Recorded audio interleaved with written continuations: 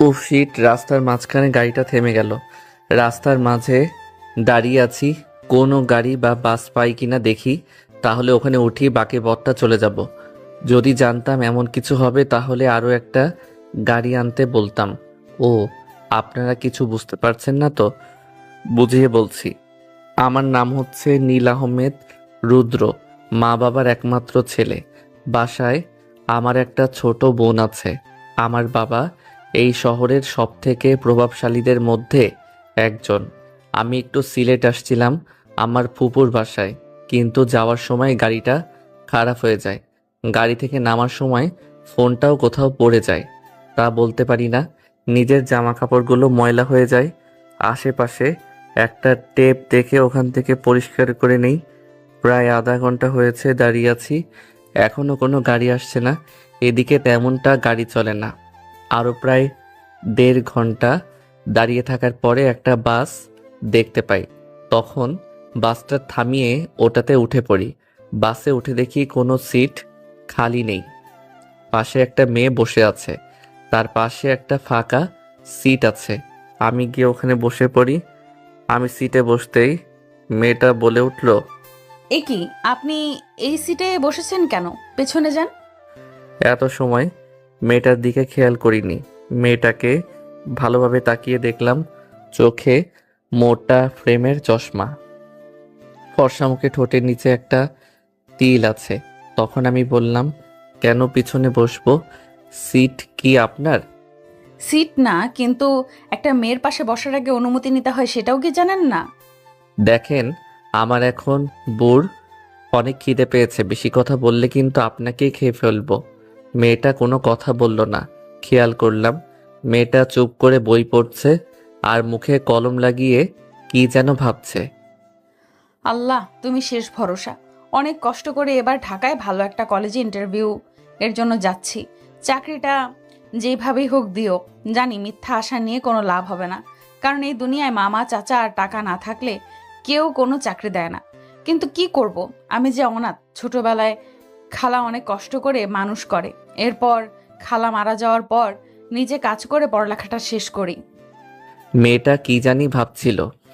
মেয়েটার খোলা চুলগুলো বাতাসে মুখের সামনে আসতেই মেয়েটাকে অসম্ভব সুন্দর দেখাচ্ছিল।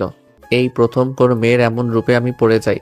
একটু সময় দেখলাম মেয়েটা তার ব্যাগ থেকে ফোনটা বের করে সময় দেখছিল যে কয়টা বাজে।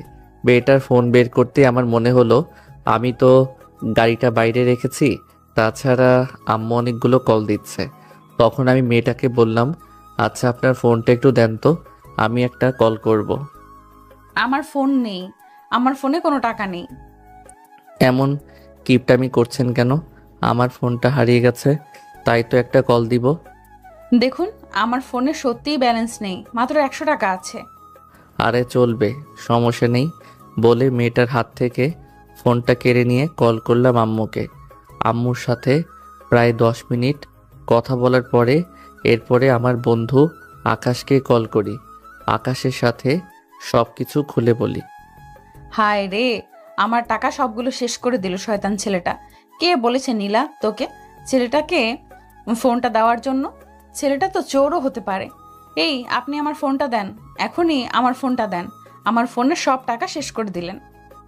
আমি মেয়েটার কথায় হুঁশ আসলো যে ফোনটা আমার না, মেয়েটার।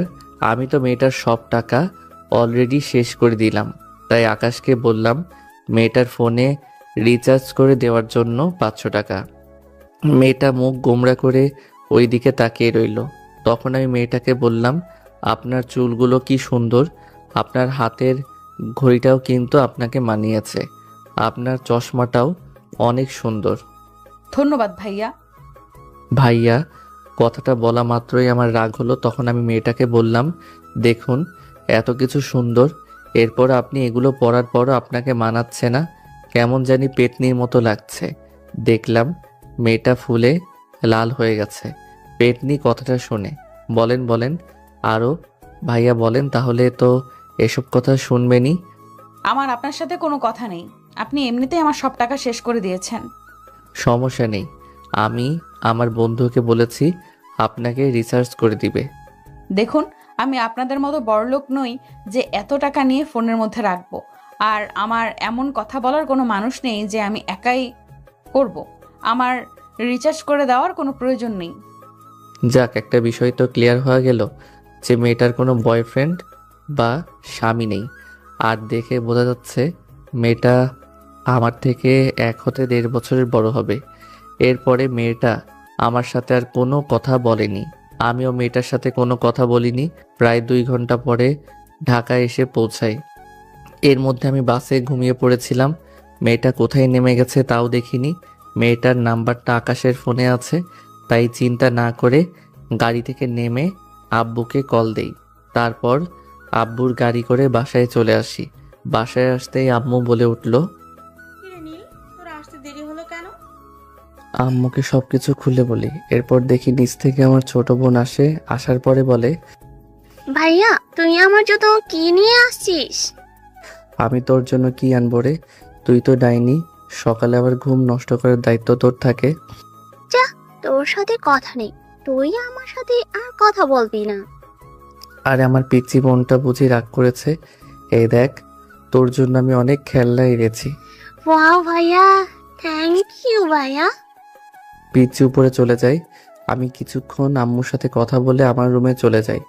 এরপরে সন্ধ্যার দিকে গিয়ে মার্কেট থেকে একটা ফোন কিনে নিয়ে আসি। আকাশকে ফোন দিয়ে মেয়েটার নাম্বারটা নেই। এরপরে নাম্বারটা একটা বন্ধুকে দিয়ে বলি ওর পুরো ডিটেলসটা বের করার জন্য। এরপরে জানতে পারি মেয়েটার নাম নীলা। ওর এই পৃথিবীতে আপন বলতে কেউ নেই। ঢাকায় আসছে একটা জবের জন্য। বয়সে আমার থেকে 2 বছরের সিনিয়র। এর পরের দিন সকালে রেডি হয়ে কলেজের উদ্দেশ্যে রওনা দেই। কলেজ ক্যাম্পাস আসতে আকাশ বলে উঠল, কি রে, তুই এতদিন কোথায় ছিলে? তোর তো কোনো পাত্তাই নেই। আরে ফুপুর বাসায় ছিলাম কিছুদিন। তো বল, সব ঠিক আছে তো? না রে, কিছু ঠিক নেই। রনিকে 3rd ইয়ারের একটা ছেলে মেরেছে। তো তোরা কিছুই করতে পারলি না? দেখ, তোর বাবার তো প্রচুর টাকা, তাই হয়তোবা তোকে প্রিন্সিপাল কিছু বলবে না, কিন্তু আমরা গরিব। আমরা যদি কিছু করি তাহলে আমাদেরকে টিসি দিয়ে কলেজ থেকে বের করে দিবে। আচ্ছা বল, এখন ওদেরকে কোথায় পাবো আমি? মামা দেখ, যা হওয়ার হয়ে গেছে, এখন আর ঝগড়া করিস না। এমনিতেই কিছুদিন আগে একটা ঝগড়া করেছিলি, তাই তোর আব্বু তোকে তোর ফুফু বাড়ি পাঠিয়েছে। দেখ, আমার মাথা কিন্তু গরম হয়ে যাচ্ছে। তুই জানিস আমার বন্ধু বান্ধবের গায়ে হাত দিলে আমি স্থির হয়ে থাকতে পারি না। এরপরে আমরা সবাই ক্যাম্পাসের বাইরে বটগাছের নিচে দাঁড়িয়ে রইলাম, হকি স্টিক হাতে নিয়ে। একটু পরে 3rd ইয়ারের ক্লাস শেষ হলো, সবাই বেরোতে লাগলো। তখন ওই ছেলেটাও বের হলো। আকাশ, তুই ওর মুখে একটা ঘুষি দে। আমার কথাটা শুনে পেছন থেকে ছেলেটা আমার দিকে তাকালো। আমাকে দেখে ছেলেটার ভয়ে দৌড়াতে লাগলো। আকাশ পিছন থেকে ওর কলার ধরে একটা ঘুষি দিল। এরপরে ছেলেটাকে সবাই মিলে পিটিয়ে হাসপাতালে পাঠিয়ে দেয়। কলেজের সবাই আমাকে দেখলে ভয় পায়, কারণ আমি কলেজের মধ্যে বেশি মারামারি করি, তাই ভয়ে কেউ আমার সামনে কথা বলতে পারে না। এরপরে কলেজ থেকে বাসায় চলে আসি। তখনও আব্বু আসেনি, তাই রুমে ফোন চালাচ্ছি। তখন আকাশ কল করে। মামা, কাম তো সারছে। আমরা যে পোলারে মারছি, ওর বাপে তো ওখানে টিচার। আচ্ছা ঠিক আছে, তুই চিন্তা করিস না, আমি আব্বুকে বলে কোনো একটা ম্যানেজ করে নিব। আচ্ছা ঠিক আছে, তুই আছিস তাই আমরা কোনো চিন্তা করছি না, নয়তো আমাদেরকে কি হবে আল্লাহ জানে। আমি বসে বসে ফোন চালাচ্ছি। তখনই দেখি আব্বু এসেছে অফিস থেকে। হ্যাঁ, কই গেলে নীলার মা? নীল এসেছে? তোমার নবাব জাদা ছেলে তো সেই কখনই এসেছে। নীল, একটু নিচে আসো, তোমার সাথে আমার কিছু কথা আছে। আমি নিচে ড্রয়িং রুমে বসলাম। বসার পরে আব্বু আমার দিকে তাকিয়ে বলতে লাগলো, বাবা, আমার বয়স হয়েছে এখন, দেখ আমার দ্বারা এগুলো সম্ভব হচ্ছে না। অফিসের দায়িত্বটা আমি আর নিতে পারছি না। আমি চাচ্ছি তুই অফিসের দায়িত্বটা নে, কিন্তু তার আগে তোর একটা বিয়ে দিয়ে দেই। আব্বুর কথা শুনে কি বলবো তা মাথায় ঢুকছে না। যাই হোক, মাথা ঠান্ডা করে ভেবেচিন্তে কথা বলতে হবে। আচ্ছা বাবা, ঠিক আছে। অবশেষে ছেলেটা মানলো বিয়ে করতে। আমি বলেছিলাম না আমার ছেলে রাজি হবে বিয়ে করতে। কিন্তু বাবা, আমার একটা শর্ত আছে। তোর আবার কি শর্ত? আচ্ছা, যাই হোক, তোর যে কোনো শর্ত আমি মানতে রাজি। তারপরও এতদিন ধরে তোকে বলছি, অবশেষে তুই রাজি হলে বিয়ের জন্য। এখন বল তোর শর্ত কি? আসলে আব্বু, আমরা একটা গ্যাঞ্জাম করেছি কলেজের মধ্যে, তাই তোমাকে প্রিন্সিপাল কাছ থেকে এগুলোর সমাধান করে দিতে হবে। শুধু আমি না, আমার বন্ধু আকাশ ও রনি। আর দ্বিতীয় শর্ত হলো, আমি আমার পছন্দ মতো বিয়ে করব, আর আমার 6 মাসের জন্য সময় লাগবে। আমি প্রথম শর্তটা মেনে নিলাম, কিন্তু আমার পুত্রবধূকে দেখতে চাই। 6 মাস না, 3 মাসের সময় দিলাম। এর মধ্যে তোকে পছন্দ করে বিয়ে করতে হবে। যাই হোক আব্বু সবকিছু মেনে নিয়েছে, তাই উপরে চলে যাই, খাওয়া দাওয়া শেষ করে ঘুমিয়ে পড়ি সকালবেলা। নীলমিনাকে স্কুলে দিয়ে আয়। এই ভাইয়া, স্কুলে দেরি হয়ে যাচ্ছে। আমার গতকাল নতুন রাগী টিচার আসছে, খুবই ডেঞ্জারাস। দেরি হলে বকা দেয় আর জ্ঞান দেওয়া শুরু করে। উঠছি যা। ওই কবে থেকে উঠছি বলছিস? উঠবি না, পানি ঢালমু। ধুর ডাইনি, তোর জন্য শান্তি মতো ঘুমানোই যাবে না। দাঁড়া, রেডি হচ্ছি। তোর জন্য আজকেও আমার লেট। আমার ইচ্ছে করে তোর মাথা ফাড়াই। তুই ম্যাডামের সাথে কথা বলবি, উনি অনেক রাগী, আমার ভয় করে। আমার ভয় করে ম্যাডামদের সামনে কথা বলতে। চুপ, তুই কথা বলবি, ব্যবহার করলে হবে না। আচ্ছা ঠিক আছে, আমি যেহেতু ভুল করছি আমাকে নিয়ে গিয়ে মেরে দিস। চল এখন। আমি মিনাকে বাইকে করে ওর স্কুলের সামনে নামিয়ে দেই।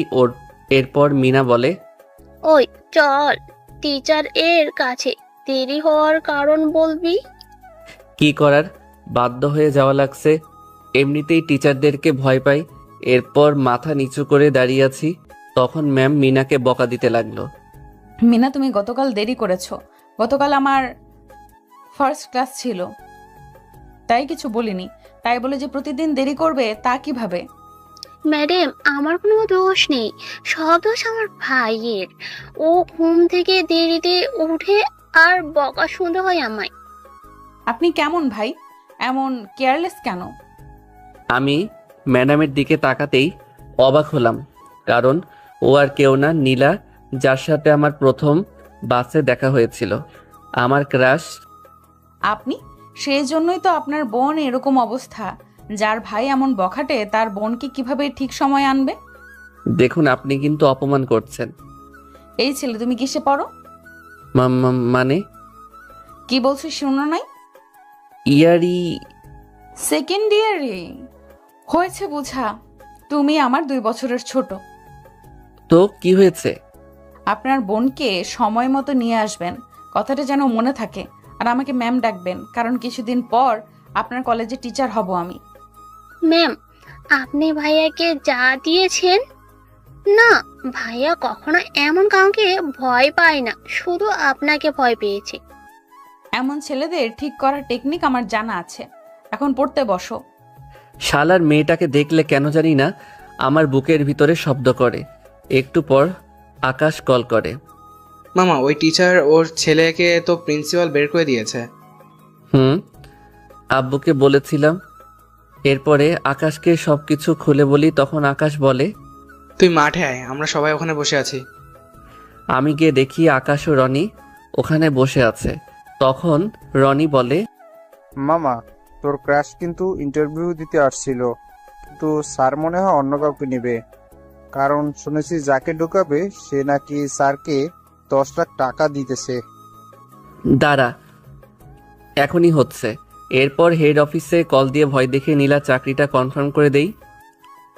এরপরে রাতে বাসায় এসে নীলাকে কল দেই। 2-3টা কল যাওয়ার পর রিসিভ করে, ফোনটা ধরতে এত দেরি হলো কেন? আমি অপরিচিত কারোর কল ধরিনি। আর আপনি কে? হব একজন। পরিচিত না হলে কি কল দিতাম? দেখুন, এত ভনিতা না করে বলেন কে আপনি, নয় ফোনটা রাখেন। এত রাগ করেন কেন? কল করেছি, ওই যে আমি মিনার ভাই। ও আপনি সেই বকেটেটা, তো কল কেন দিয়েছেন? না, বলছিলাম আপনি তো মিনাকে পড়া দিয়েছেন, কি পড়া দিয়েছেন তার জন্য জিজ্ঞেস করেছিলাম। পড়া জিজ্ঞেস করতে নাকি সিনিয়র ম্যাডামের সাথে লাইন মারতে? না না, কি যে বলেন। দেখুন ফোন রাখেন, আমার কাজ আছে। নীলা ফোনটা কেটে দিল। ধূর ছাতা, একটু রোমান্টিক কথা বলবো, মেয়েটার মধ্যে এসব কিছুই নেই। এরপরে ফোনটা রেখে ঘুমিয়ে পড়ি। সকালবেলা ঘুম থেকে উঠে পিচ্চিকে স্কুলে দিয়ে এসে কলেজ যাওয়ার উদ্দেশ্যে রওনা দিলাম। ক্যাম্পাসের ভিতরে প্রবেশ করতে দেখি কয়েকটা ছেলে একটা মেয়েকে টিজ করছে। তখন আমি গিয়ে ছেলেটার কলার ধরে ছেলেটাকে একটা নাক বরাবর ঘুষি দেই। এরপরে ছেলেটাকে ধরে যখনই আমি মারতে যাব তখনই পিছন থেকে কেউ আমার হাতটা ধরে। কলেজে কি আসো মারামারি করার জন্য, অসভ্য? দেখুন, আপনি কিছু জানেন না, অযথা এসব কাজে আসতে যাবেন না। নীলার কাছে এসে দুটো থাপ্পড় দিয়ে বেয়াদব, আমি এই কলেজের নতুন টিচার, আমি জানবো। কে জানবে? তখন আকাশ এসে বলে, ম্যাম, আসলে এই ছেলেটা এই মেয়েটাকে কিস করছিল, তাই নীল এসে এই ছেলেটাকে উচিত শিক্ষা দিয়েছিল। তখন ওই মেয়েটাও নীলার কাছে সবকিছু খুলে বলে। তখন নীলার কাছে এসে ওই ছেলেটাকে দুটো থাপ্পড় দিয়ে ওখান থেকে চলে যেতে বলে। নীলার থাপ্পড় খেয়ে আমার ঠোঁটের নিচ থেকে রক্ত বের হতে লাগলো। নীলা আমার কাছে কিছু একটা বলতে চাইলো, কিন্তু আমি না শুনে নীলার কাছ থেকে চলে আসি। কি ফাজিল ছেলে রে বাবা, বুঝলাম আমার একটু ভুল হয়েছে, তাই বলে কি কথা শুনবে না? আমি আর ক্লাস করলাম না, আকাশ আর অনিককে বলে ওখান থেকে চলে আসলাম। রাতে শুয়ে ফোন চালাচ্ছিলাম, তখনই আমার ফোনে কল আসলো। কলের নাম্বারটা দেখে আমি অবাকই হলাম, কারণ ফোন নাম্বারটা অন্য কারো না, ছিল নীলার। কলটা রিসিভ করতে ওপাশ থেকে বলে উঠল, আসসালামু আলাইকুম, কেমন আছেন? কেন? আপনার কি মনে হয়েছে, আপনি কি ভেবেছেন আপনার থাপ্পড় খেয়ে আমি খারাপ থাকবো? দেখুন, একটু ভুল বোঝাবুঝি হয়েছে, সেজন্য আমি আপনাকে সরি বলার জন্য আপনাকে কল করেছি। কিন্তু এখন দেখছি সে সরিটাও বলবো না, কারণ আপনার ব্যবহারটা আমার ভালো লাগেনি। আর হ্যাঁ, আপনাকে একটা কথা বলি, সিনিয়র মেয়েদের পেছনে লাইন মারা বন্ধ করুন। আমাকে মিনা সব কিছু বলেছে। কি? তার মানে আমি যে নীলাকে পছন্দ করি সবকিছু বলে দিয়েছে মিনা? তোকে তো আমি ছাড়ছি না। তখন আমি নীলাকে আমার উদ্দেশ্যে করে বললাম, দেখুন, আপনি সরি কিভাবে বলবেন তা আমি জানি না, কিন্তু আপনি যদি সরি নাও বলেন, কিভাবে বলে নিতে হয় সেটাও আমার জানা আছে। আমার সাথে মাস্তানি করবেন? আমি কিন্তু আপনার কলেজের টিচার। ঠিক আছে, আসেন, তখন দেখা যাবে কে কি করতে পারে। আগামীকাল কলেজে আসুন, দেখা যাবে। নীলা এরপরে কলটা কেটে দেয়। তারপর আমি কিছুক্ষণ ফেসবুক চালিয়ে ঘুমিয়ে পড়ি। সকালবেলা ফ্রেশ হয়ে নিচে আসতে আব্বু বলল, নীল, আজকে আমার শরীরটা ভালো না, চল আমার সাথে আজকে অফিসে চল। আব্বু, আজকে আমার একটা বিশেষ ক্লাস আছে, তাই আমি আজকে তোমার সাথে যেতে পারবো না। কি এমন বিশেষ ক্লাস? আমি তো জানি তুই ঠিকভাবে নিজের ক্লাসটাই করিস না, তাহলে আজকে এমন কি বিশেষ কাজ? মনে করো তোমার পুত্রবধূকে পটানোর চেষ্টা করছি। তাহলে ঠিক আছে, আমি কিছু বলবো না। যত তাড়াতাড়ি পারিস আমার পুত্রবধূকে ঘরে তুলে নিয়ে আয়। কিন্তু বাবা, ওর ফ্যামিলিতে ওর বাবা মা বলতে কেউ নেই। তো কি হয়েছে, আমি আর তোমার বাবা তো আছি, ওর মা বাবা হয়ে থাকবো। আমি জানি আমার আব্বু আম্মু খুব ভালো মানুষ। আব্বুকে বিদায় জানিয়ে বাইকে করে কলেজে যাওয়ার উদ্দেশ্যে রওনা দিলাম। যাওয়ার পথে অনিকার আকাশকে বাইকে নিয়ে একসাথে কলেজে যাওয়ার উদ্দেশ্যে তিনজন মিলে রওনা দিলাম। তখন রাস্তার মাঝখানে একটা মেয়েকে দেখে আকাশ বলল, মামা, এই মেয়েটাকে আমার খুব পছন্দ হয়েছে, আমি ওকে ভালোবাসি, কিন্তু ভয় কখনো বলতে পারিনি আমার ভালোবাসার কথা।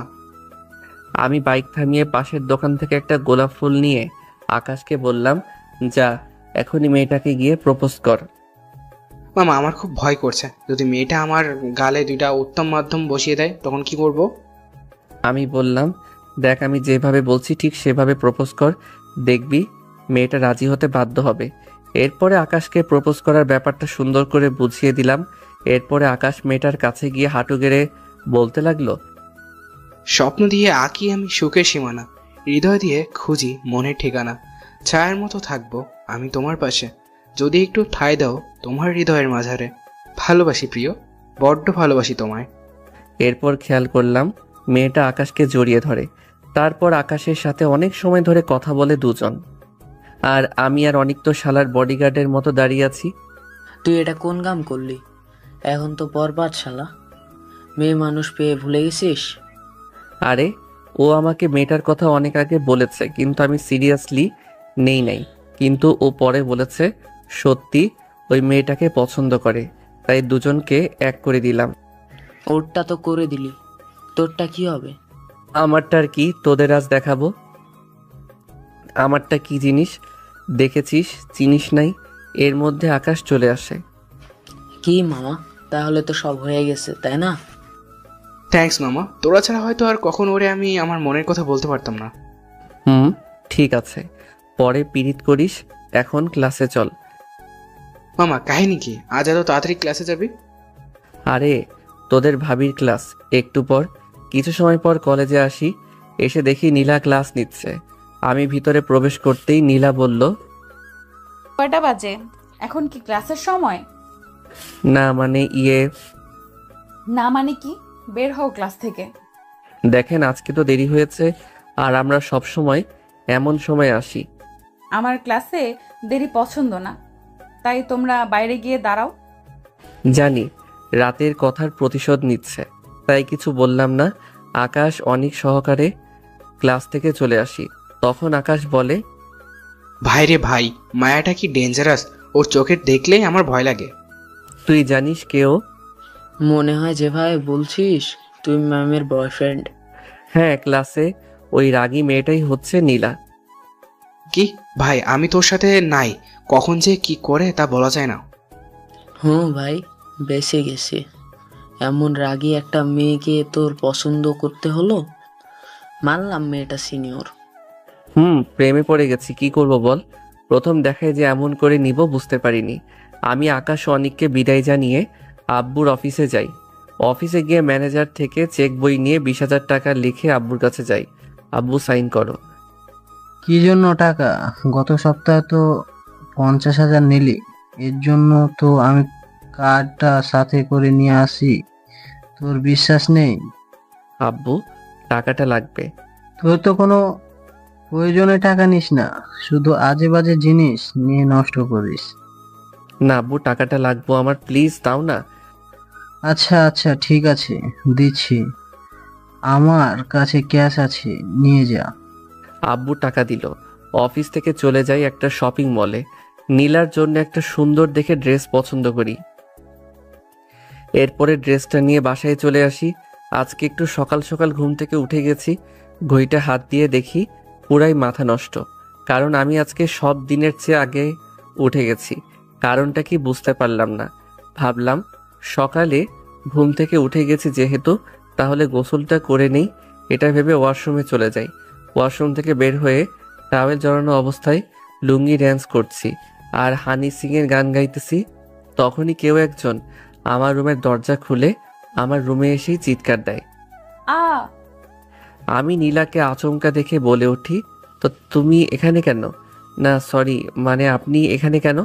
চোখ বন্ধ করে ওপাশ হয়ে বললাম, সরি, আমি জানতাম না তোমার রুম। মিনা আমাকে এই রুমটা দেখিয়ে দিয়েছে ওয়াশরুম বলে। চোখ দুটো বন্ধ অবস্থায় নিচে চলে আসি। খেয়াল করলাম মিনা হাসছে। ভাইটা যেমন ফাজিল, বোনটাও একই রকম। এরপর মিনার কাছে এসে ওকে কান ধরে দাঁড় করিয়ে রাখি। আল্লাহ গো, বিয়ের আগে বুঝি ইজ্জতের ফালুদা হয়ে গেল আমার। তখন খেয়াল করলাম আম্মু আব্বু রুমে প্রবেশ করে। কিরে, আমার গরুর মতো চিৎকার করছিলি কেন? আগে বলো ওই মেয়েটা এখানে কেন? এটা আবার স্বপ্ন না তো? কি বলে ফেললাম। কেন তুই জানিস না? মানে জানি না, মানে মেয়ে মানে। ব্যাপার কি? রাতে কি স্বপ্ন দেখলি নাকি? যে একবার বলিস কে মেয়েটা, আবার বলিস মেয়েটা কি আসছে, বুঝিয়ে বলতো বাপ। ও, আমি বুঝতে পেরেছি। মিনার ইংলিশ টিচারের কথা বলছিস? ওকে, আমি বলছি মিনাকে পড়ানোর জন্য। মানে নীলা আমার ছোট বোনকে পড়াতে এসেছে, আর মিনা দুষ্টুমি করে আমার রুমে নীলাকে পাঠিয়েছে। এটা স্বপ্ন না, সত্যি। আম্মু আব্বু চলে যায় নিচে। তখন আম্মু নিচে এসে নীলাকে দেখে বলে, মা, তুমি আবার এমনই কিছু করো না ওর চিৎকার শুনে। না আন্টি, আর নীল তো যে কলেজে পড়ে আমিও ওই কলেজেরই টিচার। ওহ, তাহলে তো ভালোই। যদি আমার ছেলেটাকে একটু মানুষ করতে পারো মা। আমি খেয়াল করলাম নীলা আর মা কথা বলছে। আমি রেডি হয়ে নিচে আসলাম। তখন আম্মু বলল, মেয়েটাকে বাসা পর্যন্ত পৌঁছে দেয়। আম্মুর কথা শুনে মনের মধ্যে লাড্ডু ফুটতে লাগলো। তখন নীলা বলে উঠল, না আন্টি, লাগবে না, আমি একা যেতে পারবো। না, তুমি যেখানেই থাকো ওই জায়গাটাই তেমন ভালো না, আর আমি তোমার ক্ষতি চাই না। আমি তোমার মায়ের মতো। ওনার মুখে মা কথাটা শুনে কেন জানি না চোখ দুটো ভিজে আসতে লাগলো। কি ব্যাপার, তুমি কান্না করছো কেন? কই না তো। একদম মিথ্যা বলবা না। তোমার চোখে পানি দেখেছি, তোমাকে বলতেই হবে। না, আসলে আপনার মুখে মা শব্দটা শুনে তাই আমার মায়ের কথা মনে পড়লো, কারণ অনেক ছোটবেলায় আমি আমার মাকে হারিয়েছি, তাই। বোকা মেয়ে, এখানে কান্না করার কি আছে? তুমি এখন থেকে আমাকে আম্মু বলে রাখবে, ঠিক আছে? আমি তো এসব দেখে আবুলের মতো দাঁড়িয়ে আছি। তখন আম্মু বলল, নীলাকে ঠিকভাবে বাসায় পৌঁছে দিয়ায়। আম্মুর কথায় মাথা নাড়ালাম। নীলাকে ওর বাসায় দিয়ে আসতে লাগলাম। নীলা আজকে একটা নীল রঙের ড্রেস পরেছে। ওকে দেখতে কি অপরূপ সুন্দর দেখাচ্ছে বলে বোঝানো যাবে না। আমি নীলার পিছনে পিছনে হাঁটছি আর নীলার সামনে। তখন নীলাকে বললাম, ম্যাম, আমি আপনাকে কিছু একটা দিতে চাই। কি? তখন গতকাল শপিং থেকে কিনা শাড়িটা নীলার হাতে দিই। এখানে কি? আপনার জন্য। নীলা শাড়িটা খুলে দেখে। তখন নীলা খেয়াল করে শাড়িটার মধ্যে লেখা আছে আই লাভ ইউ। তখন নীলা, তুমি কি ভেবেছো ওই দিনের সাধারণ বিষয়টা নিয়ে অধিকার দেখাবে? আমি তোমাকে কখনো মেনে নিতে পারবো না। নীলা আমাকে একটা থাপ্পড় দিয়ে ওখান থেকে চলে যায়। সমস্যা নেই, আমিও দেখব ও কিভাবে আমাকে না মানতে পারে। আপনারা বুঝতে পারছেন না তো কিসের অধিকার? একটু দাঁড়ান, সব বলছি। নীলকে একটা থাপ্পড় দিয়ে ওখান থেকে চলে আসে। আমি জানি নীল অনেক কষ্ট পেয়েছে, কিন্তু আমি কি করব? আমিও যে তোমায় ভালোবাসি, কিন্তু আমাকে তোমার বাবা মাও এই সমাজ মেনে নিবে না। তাই আমি চাইলেও তোমাকে আপন করে নিতে পারবো না, কারণ আমি এতিম। থাপ্পড়টা একটু জোরে লেগেছে। সমস্যা নেই, ভালোবাসা নিয়ে সব পুষিয়ে নিব। ও আপনাদের তো বলা হয়নি আমার সাথে নীলার কিসের অধিকারের কথা। মনে আছে যখন বাসে প্রথম নীলার সাথে দেখা হয়েছিল? সেদিন বাসটা ঢাকায় যাওয়ার উদ্দেশ্যে ঠিকই রওনা দিয়েছিল, কিন্তু মাঝপথে ওই এলাকায় একদল ডাকাত ওই বাসটা জিম্মি করে। সেদিন মোটা ফ্রেমের চশমা চোখে দিয়ে মেয়েটা কি যেন বড় বড় চোখ দিয়ে পড়ছে। হঠাৎ করে কিসের জন্য একটা শব্দ হলো। তখনই বাসটা থেমে যায়। বাসটা থামতেই কতগুলো লোক গাড়িটায় উঠে যায়। উঠে লোকগুলোর মধ্যে একটা দাড়ি গোফওয়ালা লোক বলে ওঠে, এই বাসটা হাইজ্যাক করা হয়েছে। আপনারা একে একে সবাই নিজেদের জিনিসগুলো দিয়ে যান। আমি আবার কাল্লু ডাকাত, ভদ্রভাবে কথা বলতে পছন্দ করি।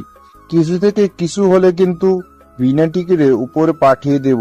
হাহা। বাসের মধ্যে সবাই তো ভয়ে কাঠ। আমিও কিছু করতে পারলাম না, কারণ ডাকাতদের হাতে ছিল পিস্তল। তখন খেয়াল করলাম মেয়েটা ভয়ে বাচ্চাদের মতো কান্না শুরু করলো। তখন ডাকাতদের সর্দার বলল, এই, ওই মেয়েটাকে নিয়ে আয়। বেশি চিল্লাচিল্লি করছে, ওকে বন্ধ করার ঔষধ দিয়ে দিই। তখন দুটো ডাকাত নীলাকে ধরে আনতে গেলে আমি বাধা দিলে তখন সর্দার বলে, দুইটাকে নিয়ে বাইরে মুখ বন্ধ করে বেঁধে রাখ। এরপরে ডাকাতগুলো আমাকে আর নীলাকে বেঁধে বাইরে রেখে দিয়ে বাসের ভিতরে সবার কাছে থেকে লুট করতে লাগলো। নীলা আমার পিছনে বাঁধা ছিল, তাই ওকে ইশারায় বললাম বাঁধনটা খুলে দিতে। তখন ও মুখ নাড়িয়ে বলে কিছুই বুঝতে পারছে না। আমি আস্তে আস্তে পিছনের হাত দিয়ে নীলার বাঁধনটা খুলি। তখন নীলা আমার বাঁধনটাও খুলে দেয়। তখন নীলার হাত ধরে জঙ্গলের দিকে দৌড়াতে লাগি, কারণ ডাকাতগুলো জঙ্গলের দিকে আসবে না। তখন নীলা বলে, আপনি এখানে কোথায় আসলেন? এখানে তো শুধু জঙ্গল ছাড়া আর কিছুই তো দেখছি না। আপনি আমাকে বাইরে নিয়ে যান। হ্যাঁ, এটা আমার শ্বশুর বাড়ি, তো সেজন্য আমি আপনাকে এখানে নিয়ে এসেছি। আর আমি জানি এখান থেকে কিভাবে বের হতে হয়। জানেন তো? কেন নিয়ে আসলেন? ও আমার ভুল হয়েছে, আপনাকে ওইখানে ওই ডাকাতের মাঝে রেখে দেওয়ার প্রয়োজন ছিল। যখন ওই ডাকাতগুলো আপনাকে গুলি করে মেরে ফেলতো তখন ভালো হতো। জানেন না তো কেন নিয়ে আসলেন? এই জঙ্গলে আমার ভয় লাগছে, প্লিজ একটু আলো জ্বালান না। এই মেয়ে চুপ করো, এতক্ষণ ধরে তোর বক বক শুনতেছি, আর একটা কথা বললে এখানে ফেলে দিয়ে চলে যাব। এই এই আমাকে বকা দিচ্ছেন কেন? এরপর আমি সামনে খুঁজতে লাগলাম কোথাও বের হওয়ার রাস্তা পাওয়া যায় কিনা, কারণ জঙ্গলটা ঘন অন্ধকারে, ভিড়ের মধ্যে কোথাও কোনো আলো নেই, এমনকি কোনো রাস্তা খুঁজে পাচ্ছি না। এরপরে আমি আর নীলা হাঁটতে হাঁটতে একটা আদিবাসীর জঙ্গলে ঢুকে গেলাম। তখন ওখানে দেখলাম একটা বৃদ্ধ লোক দাঁড়িয়ে আছে। তখন ওই বৃদ্ধ লোকটার কাছে গিয়ে বের হওয়ার রাস্তাটা খুঁজতেই বুঝতে পেরেছি, তোমরা জঙ্গলে হারিয়ে গেছো। আগে বলো, তোমরা কি দুজন স্বামী স্ত্রী? হ্যাঁ, আমরা দুজন স্বামী স্ত্রী। কি সব বলছো তুমি এগুলো? ওনা মিথ্যা কথা বলছে। আমরা দুজন বাসে একসাথে আসছিলাম, কিন্তু মাঝপথে ডাকাত আমাদের বাস হাইজ্যাক করে। তাহলে তোমরা দুজন স্বামী স্ত্রী না? তখন লোকটা এই কথাটা শুনে আরো কিছু লোককে ডেকে আনে। তখন ওই লোকগুলো এসে আমাকে আর নীলাকে একসাথে বেঁধে ফেলে। তখন ওই বৃদ্ধ লোকটি বলতে শুরু করে, আজকে অমাবস্যা রাত, এই রাতে কোনো ছেলে মেয়ে একসাথে থাকতে পারে না, কিন্তু তোমরা স্বামী স্ত্রী না, তাই তোমাদের এই জায়গায় বিয়ে দেওয়া হবে। এই, তোরা ওদের উপর নজর রাখ। বলেন, আরো সত্যি বলেন। এখন তো খুশি হয়েছেন। আমি মিথ্যা কথা বলতে পারি না। এখন সত্যি কথা বলে তো উদ্ধার করছেন। ওই এলাকার কিছু আদিবাসী মেয়ে এসে নীলাকে সাথে করে নিয়ে যায়, আর কিছু ছেলে এসে আমাকে ওদের সাথে করে নিয়ে যায়। আমাকে ও নীলাকে একটা রুমে আটকে দিয়ে ওরা কি জানি করতে থাকে। এরপরে ওদের নিয়ম অনুযায়ী আমার আর নীলার বিয়ে দেয়। তখন নীলাকে আর আমাকে একটা রুমের ভিতরে দিয়ে বাহিরে দিয়ে দরজা লাগিয়ে দেয়। আমি কখনো ভাবিনি আমার সাথে এমন কিছু হয়ে যাবে, আমার এমনভাবে বিয়ে হবে। নীলাকে হয়তো প্রথম দেখায় আমার ভালো লাগে, কিন্তু আমি কল্পনাও করতে পারিনি যে আমার সাথে ওর এইভাবে বিয়েটা হবে। যেহেতু বিয়েটা হয়ে গেছে, সে এখন আমার স্ত্রী। এই দিনটার জন্য আমি অনেক অপেক্ষা করেছিলাম, কিন্তু কে জানতো এইভাবে আসবে। সেই দিনটা বাসরাত নিয়ে কতই না স্বপ্ন ছিল আমার। আজকে সব স্বপ্ন শেষ হয়ে গেল। তখন আমি নীলার সামনে আসতেই নীলা বলে উঠল, দেখুন, আপনি আমার কাছে আসবেন না। আর এখানে যা কিছু হয়েছে এটা একটা অ্যাক্সিডেন্ট ছাড়ার কিছু না। দেখুন, আপনার কাছে এটা সামান্য অ্যাক্সিডেন্ট, কিন্তু সত্যি যে আপনার সাথে আমার বিয়ে হয়েছে এবং আপনি আমার স্ত্রী।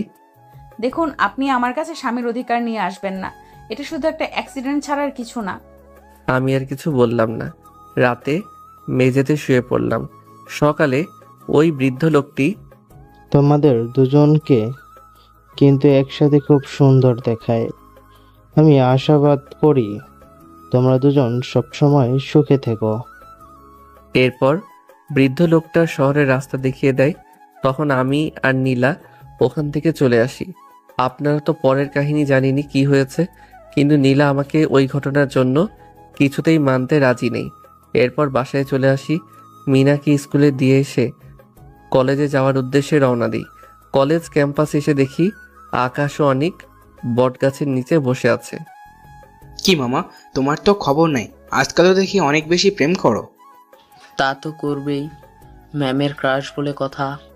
তো বিয়ে কবে করছিস? বিয়ে তো করেছি। মানে বিয়ে করলি মানে? এসব কি বলিস? আমাদের না জানিয়ে তুই বিয়ে করে ফেললি? না বন্ধু, এটা মানতে পারলাম না। দূর শালা, কথাটা তো শোন। নিজের ভালোবাসা দিয়ে মানিয়ে নিতে হবে। কিন্তু এখন তো কি জানি করছে। কি আর করার, শালারা পকেট ফাঁকা করার ধান্দায় আছে। আকাশ আর অনিককে বিদায় জানিয়ে বাসায় চলে আসি, কারণ আজকে আর ক্লাস করিনি। বাসায় আসতে পিচ্চি বোন, ওই, তুই আমার ব্যাগ থেকে চকলেট কি করেছিস? খাওয়ার জিনিস কি রেখে দেই? সেটা তোর থেকে আমি ভালো জানি। তাহলে জিজ্ঞেস করছিস কেন? কারণ আমার চকলেট নেই, তুই কিন্তু রাখাস না আমারে। আমি জানি তুই খেয়েছিস। এই প্যাকেট আমি তোর রুম থেকে পাইছি। তো কি হয়েছে? এটা যে তোর চকলেট, তার প্রমাণ দে। আম্মু আম্মু দেখো, আহ, তোমার ছেলে আমার চকলেট খেয়ে ফেলেছে।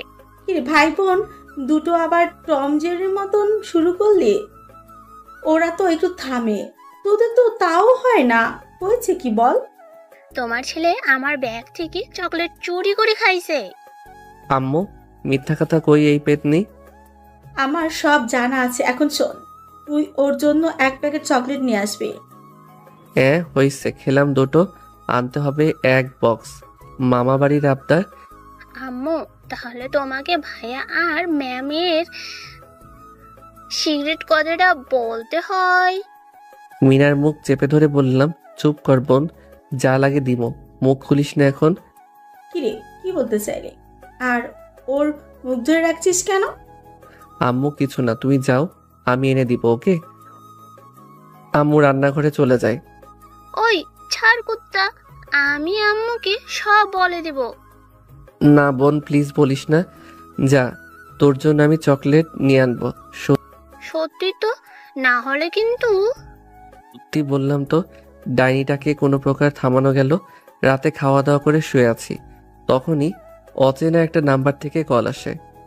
শুয়ে শুয়ে ফেসবুক চালাচ্ছিলাম, হঠাৎ করে দেখি ফোনটা বেজে ওঠে। খেয়াল করলাম একটা অচেনা নাম্বার থেকে কল আসলো। প্রথমে কলটা ধরলাম না, পরে দেখি আবার করলো। কলটা ধরে, আসসালামু আলাইকুম, কেমন আছেন? ওয়ালাইকুম আসসালাম। আলহামদুলিল্লাহ। কে চিনতে পারলাম না। জানাটা কি বেশি প্রয়োজন? অবশ্যই, কারণ বউ বারণ করছে, তাই সবার সাথে কথা বলা বারণ। ও আচ্ছা, আমি আসলে গতকালের জন্য সরি বলতে কল করেছি, কারণ এইভাবে আমার কথা বলাটা ঠিক হয়নি। কিন্তু দেখতে পারলাম তুমি তাতে কিছু মনে করনি। সিনিয়র বউ মারতেই পারে, তাই বলে কি বউকে ছেড়ে চলে যাব? আর কিছু বলতে পারলাম না। কলটা কেটে দেই ওপাশ থেকে। দূর ছাতা, মেয়েরা কি এমনই হয়, মুখ দিয়ে কিছু বলবে না? কবি এই জন্যই বলে, মেয়েদের বুক ফুটে তো মুখ ফুটে না। সকালবেলা ঘুম থেকে উঠে আমি মিনাকে স্কুলে দিয়ে এসে এরপরে কলেজ যাওয়ার উদ্দেশ্যে রওনা দিলাম। কলেজ ক্যাম্পাসে এসে দেখি আকাশ আর অনিক বসে আছে। আমি ওদের সামনে যেতেই ওরা আমাকে দেখে বলে উঠল, দেখ মামা, রোমিও চলে এসেছে। রোমিও চলে এসেছে, কিন্তু আসতে একটু লেট করে ফেলছে। একটু আগে নীলা ম্যামের ক্লাস শুরু হয়ে গেছে। আমরা তোর জন্যই অপেক্ষা করছি, তুই এইমাত্র আসলি। নীলা আজকে একটা নীল রঙের শাড়ি পরে এসেছে, ওকে তো একেবারে পরীর মতো লাগছে। আমি যেন ওর দিক থেকে চোখ সরাতে পারছি না। কি রে শালা, এভাবে দাঁড়িয়ে দাঁড়িয়ে কি দেখছিস? তোর একটুও লজ্জা করছে না? দূর হালা, লজ্জা তো মেয়ে মানুষের থাকে, ছেলে মানুষের লজ্জা বলে কোনো কিছু থাকে নাকি? এই এখন চল তো ক্লাসরুমে, এত কথা না বলে। শালা দুইটা গিয়ে দুটো মেয়ের পাশে গিয়ে বসলো। জানি শালা দুইটা লুচু, মেয়ে দেখলে মনে ওদের লাড্ডু ফুটে।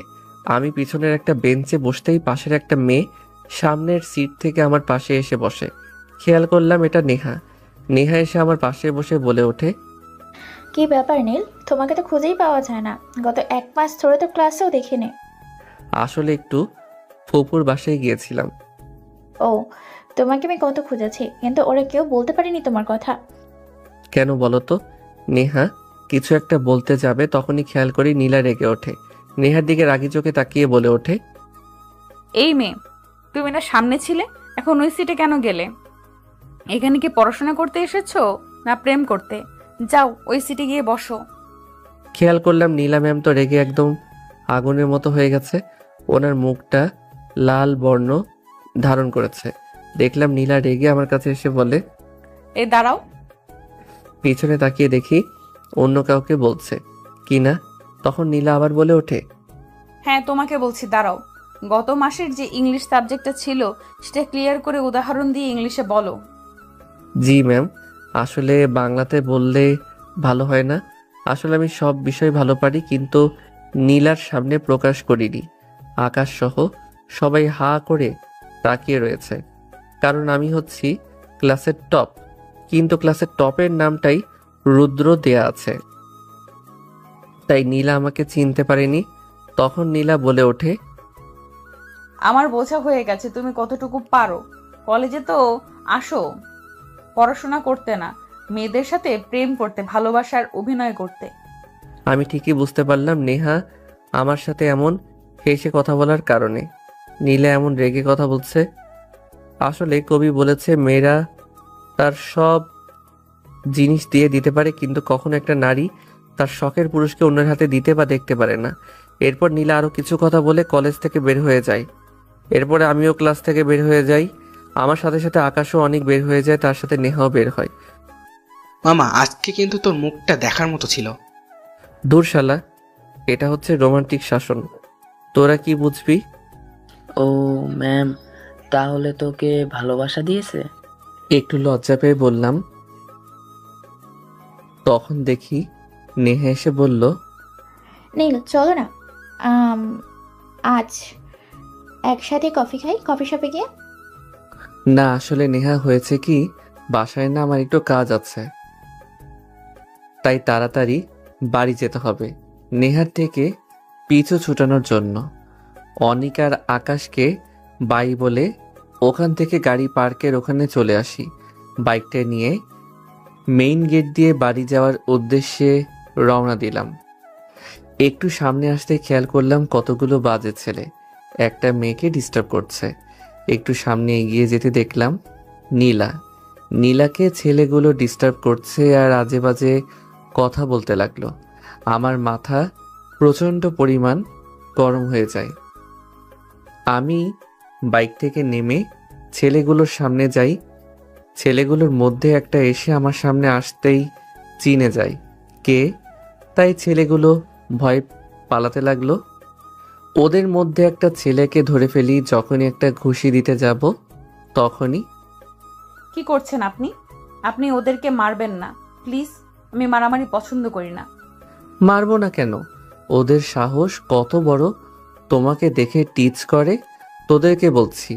আর কখনো যদি ওর দিকে এভাবে তাকাস তাহলে তোদের চোখ আমি উপরে তুলে নেব। আমি ছেলেটার গলা টিপে ধরে কথাগুলো বলতে লাগলাম।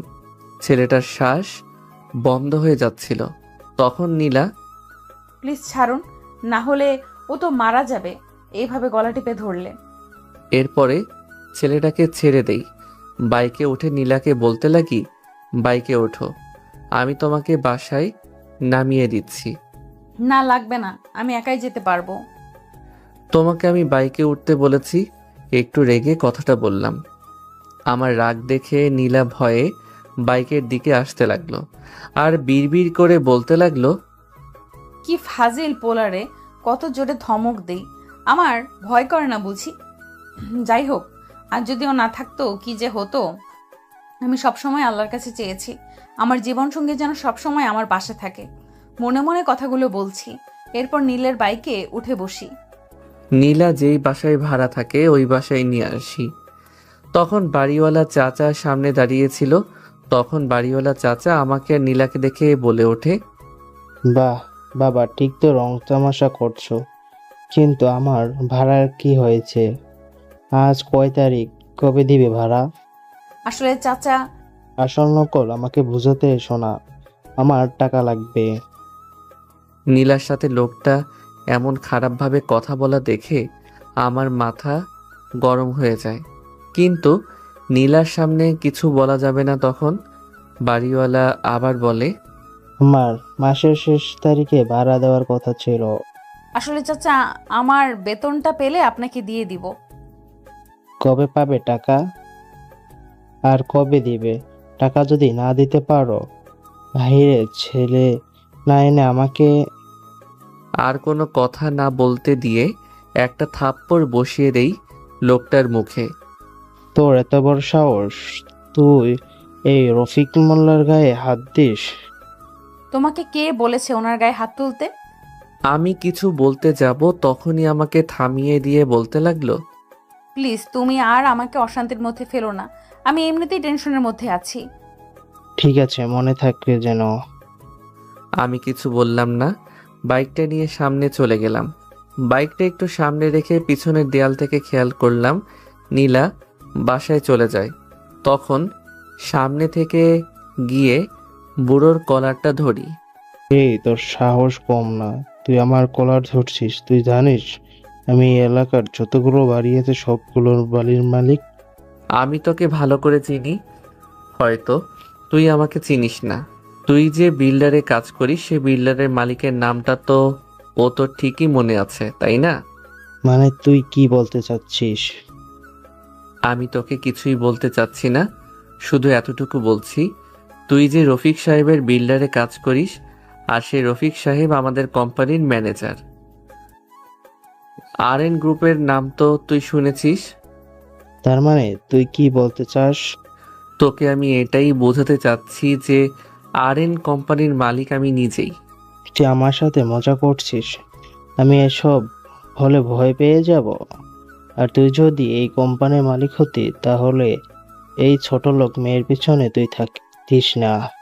শালার মুখে এমন কথাটা শুনে মাথাটা প্রচণ্ড পরিমাণ গরম হয়ে যায়। এরপরে ম্যানেজারকে কল করি, ম্যানেজারকে কল করে সব কিছু বলি।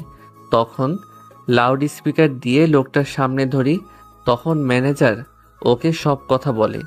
লোকটা ম্যানেজারের মুখে সব কথা শুনে আমার পায়ে এসে পা ধরে বলতে লাগলো, বাবা, আমি অনেক বড় ভুল করে ফেলেছি, তুই আমাকে মাফ করে দাও। আমি জীবনেও ওর বাড়ির আশেপাশেও যাব না। আমি তোমাকে কথা দিচ্ছি, যে ভুল করছি সে ভুল হয়তো বা শাস্তি অনেক ভয়াবহ। সেজন্য তোমার কাছে আমি আমার ব্যবসা ভিক্ষা চাচ্ছি। এবারের মতো তোকে আমি ছেড়ে দিচ্ছি, আর কখনো যদি তুই নীলার আশেপাশেও থাকিস তাহলে পরের বার কিন্তু তোকে আমি ছাড়বো না। এরপর ও ওখান থেকে চলে যায়। ওখান থেকে বাসায় চলে আসি। বাসায় এসে শুয়ে আছি, তখন দেখতে পেলাম মিনা আমার রুমে প্রবেশ করছে। জানি এখন আমাকে শান্তি দিবে না, তাই ঘুমের ভান করেছিলাম। ভাইয়া, এই ভাইয়া, শোন না। আমি জানি তুই ঘুমের ভান করে আছিস। উঠবি নাকি পানি ঢালবো? এই পিচিটার জন্য একটু শান্তিতে ঘুমাতেও পারবো না। যার বাসার মধ্যে এমন একটা পিচ্চি বোন থাকে সেই বোঝে তার কতটা কষ্টের মধ্যে থাকা লাগে। হয়েছে কি বল, কি বলবি? এভাবে চিল্লাচিল্লি করে ডাকছিস কেন? দেখছিস না ঘুমিয়ে আছি? তোর কি জ্বালাতে ভালো লাগে? তুই যে ঘুমিয়ে ঘুমিয়ে ভাবির সাথে রোম্যান্স করছিস তা আমি ভালোভাবেই বুঝতে পারছি। এই তুই পিচ্চি মেয়ে, এগুলো জানিস কি করে? এই একদম আমাকে পিচ্চি বলবি না, আমি মোটেও পিচ্চি না। আচ্ছা ঠিক আছে, তুই পিচ্ছি না, তুই একটা বুড়ি।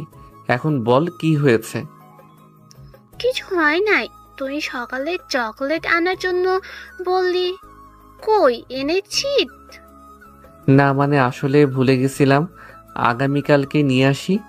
এসব বলে তুই আমাকে ভোলাতে পারবি না। আমি কিছুই জানি না। তুই এখন এই মুহূর্তে গিয়ে আমার জন্য চকলেট আনবি। যদি না আনিস তাহলে কিন্তু আমি আম্মু। মিনার মুখ চেপে ধরে বললাম, এই চুপ কর এবার। তুই কি এখানে বসে কান্নাকাটি শুরু করবি? আচ্ছা চুপ করলাম, তাহলে তুই গিয়ে এখন আমার জন্য চকলেট নিয়ে আয়। আচ্ছা ঠিক আছে, যাচ্ছি। কি আর করার, চকলেট আনতেই হবে, না হলে কি করে ফেলে আল্লাহ জানে। আকাশ আর অনিককে কল করে বাসা থেকে মোড়ে আসতে বলি। বাসা থেকে বের হই দোকানে যাওয়ার উদ্দেশ্যে। বাসা থেকে দোকান বেশি দূর না, কিন্তু মিনা যে চকলেটগুলো খায় সেগুলো অন্য জায়গা থেকে নিয়ে আসতে হয়, তাই আকাশ আর অনিককে আসতে বলি। রাতে কোনো রিক্সা নেই, তাই ভাবলাম গলি দিয়ে গেলে হয়তো একটু সময় কম লাগবে। এটা ভেবে গলির পথ ধরে হাঁটতে লাগলাম। একটু সামনে আসাতেই খেয়াল করলাম কয়টা ছেলে সামনে দাঁড়িয়ে আছে, হাতে তাদের হকি স্টিক। আমি পাশ কাটিয়ে যেতে গেলে, ওই দিন তো ভার্সিটিতে আমাকে একা পেয়ে খুব মেরেছিস, আজকে তোকে আমি একা পেয়েছি। সেই দিনের প্রতিশোধটা আমি আজ হাড়ে হাড়ে তুলে নেব। বোকা আসলে তুই। একটা বোকা সিংহ সবসময় একাই বের হয় কারণ সে বনের রাজা, আর তুই কুত্তা কারণ কুকুর সবসময় দল বেঁধে আসে আর ঘেউ ঘেউ করে। কি? তোর এত বড় সাহস, তুই আমাকে কুত্তা বলিস? এই শালাকে ধর। সামনে থেকে একটা ছেলে আমাকে মারতে আসলে ওকে একটা লাথি দিয়ে মাটিতে শুইয়ে দিই। ও আর উঠতে পারে না। তখন পিছন থেকে একজন এসে আমার মাথায় হকি স্টিক দিয়ে বাড়িতে দিতে যাবে, তখনই আকাশ এসে ধরে ফেলে। এরপর আকাশ আর অনেক সহ ওদেরকে আচ্ছা মতো পিটাতে থাকি। তখন ডেভিল আকাশকে একটা ধাক্কা দিয়ে ওখান থেকে পালিয়ে যায়। নীল, আমি তোকে ছাড়বো না। তোর এমন একজন মানুষের আমি ক্ষতি করব যা তুই কল্পনাও করতে পারবি না। এটা বলে ডেভিল ওখান থেকে পালিয়ে যায়। তখন ওদেরকে পুলিশ হাতে দিয়ে দেয়। শালাটা পালিয়ে গিয়েছে, কিন্তু ও যতদিন বাইরে আছে তোর কোনো না কোনো ক্ষতি তো করতেই চাইবে ভাই। তুই ঠিক বলছিস, কিন্তু হয়তো নীল এর ফ্যামিলির কিছু করতে পারবে না, কারণ ওদের বাসায় অনেক সিকিউরিটি আছে। তাহলে অনেকের কথায় মনে পড়ল নীলার কথা। যদিও কোনোভাবে জানতে পারে নীলার সাথে আমার কোনো একটা সম্পর্ক আছে, তাহলে তো সবার আগে নীলার ক্ষতি করবে, আর তা আমি কখনোই হতে দিতে পারবো না। তাই বাসায় কল করে বলি আজকে বাসায় ফিরবো না, আকাশের সাথে ওদের বাসায় থাকবো।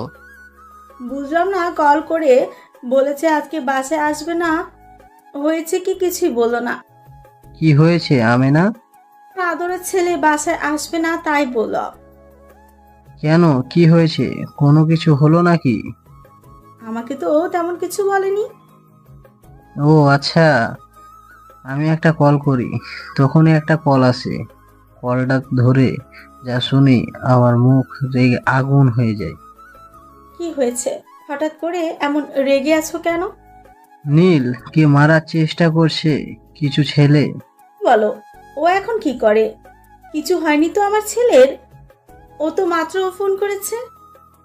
না, ওর কিছু হয়নি, আমি সব জানতে পেরেছি, তুমি চিন্তা করো না। আর এখন বাসায় না এসে আকাশের বাসায় থাকুক, আমি ওদের ব্যবস্থা ঠিকই করব।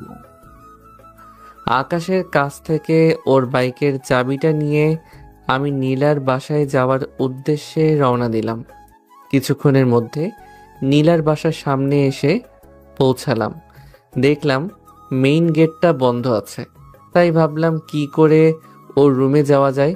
সামনে খেয়াল করলাম একটা ছোট্ট গাছ পেয়ে নীলার রুমের সামনে দিয়ে গিয়েছে। কি আর করার, বউয়ের সাথে যদি একটু রোম্যান্স করতেই হয় তাহলে তো একটু কষ্ট করতে হবে, এটাই স্বাভাবিক। তাই গাছটা পেয়ে নীলার রুমের বেলকনির উপরে উঠে পড়লাম। ভিতর দিয়ে রুমটা লক করা।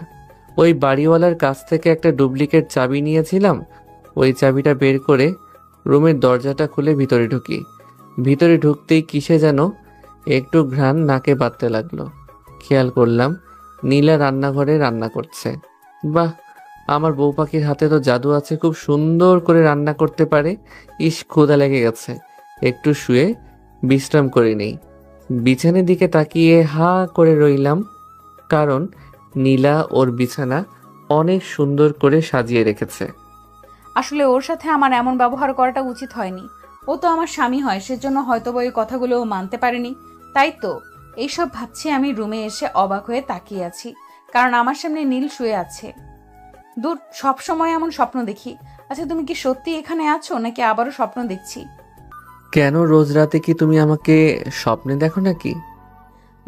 মানে তুমি এখানে কি করে? আমি এখানে কেন আর কি জন্য এত কিছু বলতে পারবো না। খুব ক্ষুধা লেগেছে, কি রান্না করেছো খেতে দাও। এই, আপনি এখান থেকে যান। আর কিভাবে আসলেন? ভালোবাসার মানুষটাকে দেখার জন্য এসেছি। এখানে যত ঝড় তুফানি আসুক না কেন, তাতে আমার কোনো কিছু যায় আসে না। আপনি যান বলছি এখান থেকে। কেন, না গেলে কি করবে? এটা বলে নীলার সামনে আসতে লাগলাম। তখন নীলা পিছাতে লাগলো। একসময় দেয়ালের সাথে ওর পিঠ ঠেকে যায়। তখন ও বলতে লাগলো, আপনি আমার সামনে আসছেন কেন এভাবে? কেন, আমি আমার বউয়ের কাছে আসছি। দেখুন, আমার খুব ভয় করছে। আমি নীলার কোমরটা হাত দিয়ে ধরে হ্যাঁচকে একটা টান দেই। নীলা আমার সামনে চলে আসে। ওর মায়াবী চোখ দুটো যেন আমাকে কিছু বলতে চাই। খেয়াল করলাম নীলার পেটের নাভিতে সুন্দর একটা তিল আছে। ফর্সা গায়ে তিলটা বেশ মানিয়েছে। লক্ষ্য করলাম নীলার ঠোঁট জোড়া কাঁপছে। নীলার 2 হাত শক্ত করে দেয়ালের সাথে জড়িয়ে ধরেছি, তার জন্য ও নড়তেও পারছে না। এই, আপনি আমার মুখের সামনে আসবেন না। আমার কেমন কেমন লাগছে। কেমন লাগছে বলো? প্লিজ ছাড়ুন বলছি, আমার হাত ব্যথা করছে। খেয়াল করলাম আমার হাতের চাপে ওর ফর্সা হাতটা রক্তের মতো লাল হয়ে গেছে। ইচ্ছে করছিল ওর ঠোঁট জোড়া নিজের দখলে করে নেই, কিন্তু ও যতদিন না নিজ ইচ্ছে ভাবে আমাকে ওর স্বামী হিসেবে মেনে নেয়, ততদিন আমি ওর প্রতি স্বামীর অধিকার দেখাবো না। তাই নীলাকে ছেড়ে দিয়ে বললাম, ঠিক আছে যাও, আমার ক্ষুধা লেগেছে, আমার জন্য খাবার আনো। ফাজিলটা এমন রোমান্টিক ভাবে ধরেছে যে আমি ওর প্রতি দুর্বল হতে লাগলাম। ওর জন্য খাবার নিয়ে আসি। তখন ও বলল, খাবার খাইয়ে দাও। না, আমি পারবো না। খাবারটা খাইয়ে দিতে বললাম। আমি তোমার টিচার, এমনভাবে ধমক দিচ্ছ কেন? হ্যাঁ ম্যাম তো কলেজে, কিন্তু বাসায় তো বউ, তাই না? তুমি কি খাওয়াই দিবা নাকি আবার? দূর শয়তান পোলা, এরপর তোমাকে আমার খাইয়ে দেওয়া লাগছে। দেখেছো গরুর মতো খাচ্ছে। আমার যে ক্ষুধায় পেটটা ফেটে যাচ্ছে। নীলার মুখ দেখে বোঝা যাচ্ছে সারাদিন কিছু খাইনি, তাই প্লেটটা হাতে নিয়ে ওর মুখে খাবার দিতেই, না আমি খাবো না, এখন আপনি খান। ওই খেতে বলছি, রাগাবে না। ওর ধমকের ভয়ে ভাতটা মুখে নিলাম। কি ফাজিল ছেলে, কথায় কথায় শুধু বকা দেয়। নীলাকে খাওয়াই দিয়ে বললাম, আজ আমি বাসায় যাচ্ছি না। তাহলে কি আপনার ফ্রেন্ডের বাসায় যাবেন? কেন? ওর বাসায় যাব কেন? তাহলে রাতে কোথায় যাবেন আর ঘুমাবেন? কেন? আমি তো বাসায় এসেছি আর ঘুমাবো আমার বউয়ের সাথে। কি? আমি আপনার সাথে ঘুমাতে পারবো না। দেখো, আমার বাহিরে শত্রু আছে। আপনি এত মারামারি করেন কেন? তাই জন্যই তো এত শত্রু। আর আপনার শত্রু হলে আমার কি? দেখো, আমার বা আমার পরিবারের ওরা ক্ষতি চায়। আমার কিছু করতে না পারলে ওরা যদি তোমার কিছু করে ফেলে, তাই আমি তোমাকে ছেড়ে কোথাও যাচ্ছি না। তার মানে আমি এখানে ঘুমাবো। আমি আপনার সাথে ঘুমাবো না। নীলা সামনে এসে ওর মুখটা চেপে ধরে বললাম, ঘুমাবি না? না মানে হ্যাঁ, না। ঠিক আছে, আমি সোফায় ঘুমাতে গেলাম, তুমি খাটে শুয়ে পড়ো। এটা বলে রুম থেকে চলে যাই। রাতে শুয়ে আছি, মধ্যরাতে খেয়াল করলাম নীলা আমার গায়ে একটা কম্বল দিয়ে কপালে একটা কিস করে চলে যায়। আমি জানি তুমিও আমাকে ভালোবাসো, কিন্তু বলতে পারছো না। তোমার মুখ দিয়ে ভালোবাসা কথাটা বের করবই আমি। সকালে নীলার রুমে এসে দেখি ও বাচ্চাদের মতো শুয়ে আছে। সূর্যের কিরণ ওর মুখে পড়তেই ওর মুখটার সৌন্দর্য দ্বিগুণ বৃদ্ধি পেল।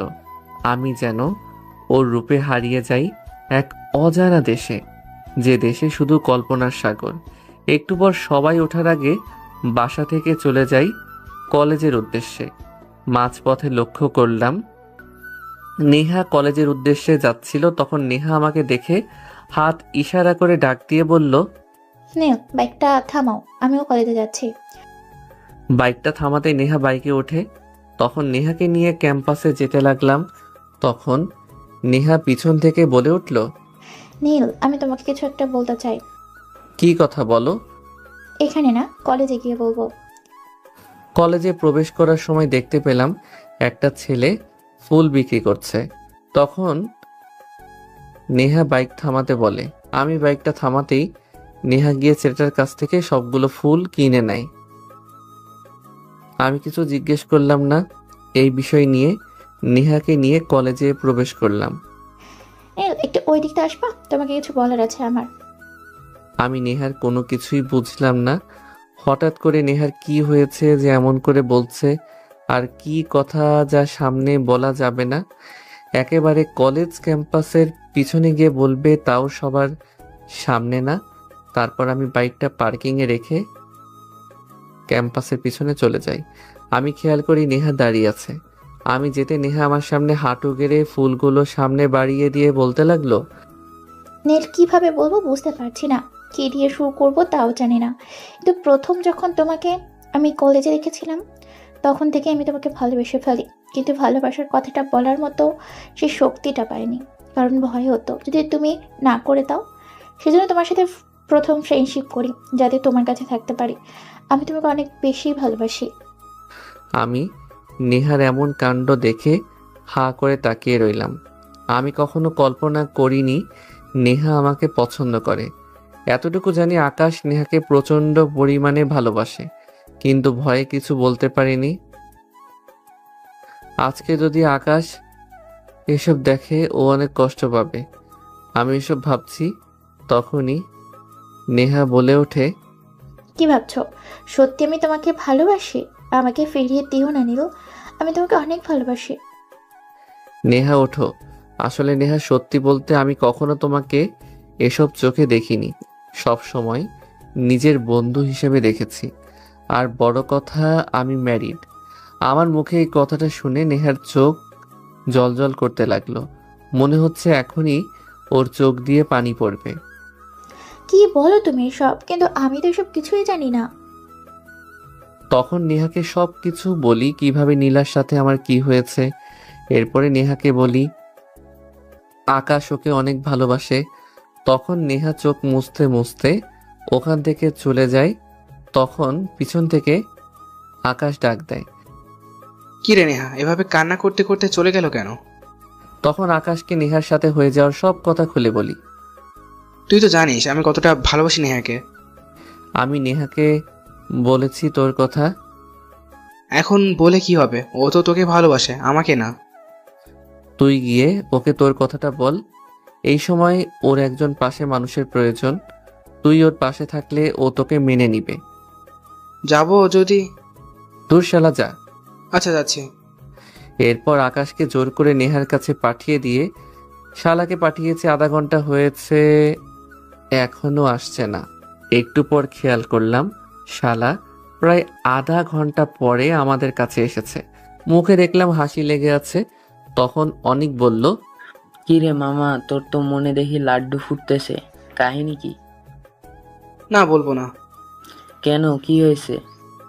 এমন ঢং না করে বল। না দোস্ত, আমার লজ্জা করে। ওকে মেয়েদের কাপড়ের ভেতর রেখে আয় তো। আরে এমন করে কেন বলছিস? আসলে মামা নেহা রাজি হয়েছে। শালা আকাশকে ধরে বললাম, চল। কোথায় যাব? শোনা গো আমার, কিছু বুঝে না ট্রিট দিবি, চল। এখনই দেওয়া লাগবে? তোর সাথে কি আমরা মজা করছি ভাবছিস? না দিলে দুইজন দুই হাত পা ধরে তুলে নিয়ে যাব। জানা হয়ে গেছে, তোর আমার পকেটটা খালি করার ধান্দায় আছিস। কলেজে আর ক্লাস করিনি। আকাশ অনেক সহ রেস্টুরেন্টে চলে যাই ওদের সাথে। আরও কিছু সময় কাটিয়ে বিকেলবেলা বাসায় চলে যাই। বাসায় ঢুকে দেখি তো আমি হাঁ করে তাকিয়ে আছি, কারণ পুরো বাড়ি জুড়ে অন্ধকার। বাসায় প্রবেশ করতে লাইট জ্বলে ওঠে। তখন উপরের রুমে যেতে লাগলে পিছন থেকে, দাঁড়ো বাবা, কোথায় যাচ্ছ? তোমার সাথে আমার বোঝাপড়া বাকি আছে। খেয়াল করলাম আম্মুর হাতে একটা লাঠি, পাশে মিনা দাঁড়িয়ে। তখন ভয়ে ভয়ে বলতে লাগলাম, কিসের বোঝাপড়া আম্মু? আমার বৌমা কোথায় সেটা বল। বললাম তো। আর কয়দিন পর কিছু বলতে না দিয়ে পিচ্ছি বলল, দেখেছো আম্মু, বললাম না ভাইয়া মিথ্যে বলবে। এসব কি শুনছি নীল তোর নামে? আমার আর কিছু বোঝার বাকি নেই। শয়তান পেতনিটা সব কিছু আম্মুকে বলে দিয়েছে। তখন আব্বু আবার বলল, কিরে কথা বলছিস না কেন? তুই নাকি বৌমাকে বাসায় আনতে চাসনি? কে এসব বলল? তো ঢং করিস না, মিনা সব বলেছে। তোর সাথে নীলার কি সম্পর্ক বল, আর আমার বৌমা কে? তুই কেন ঘরে আনলি না? আমার তো নীলাকে খুব পছন্দ হয়েছে। আমি না, ঠিকই বলছো। মেয়েটা অনেক ভালো। আমার ঘরে আসলে আমাদের এই ছাগল ছেলেটাকে মানুষ করতে পারবে। না আপু, তোমার ছেলে ছাগল না, গরু বলা দরকার। রুমের যে হাল করে রাখে।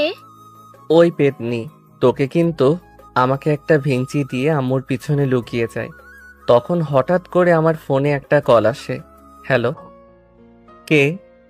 হা হা হা, তোর জম বলছি, আমি ডেভিল।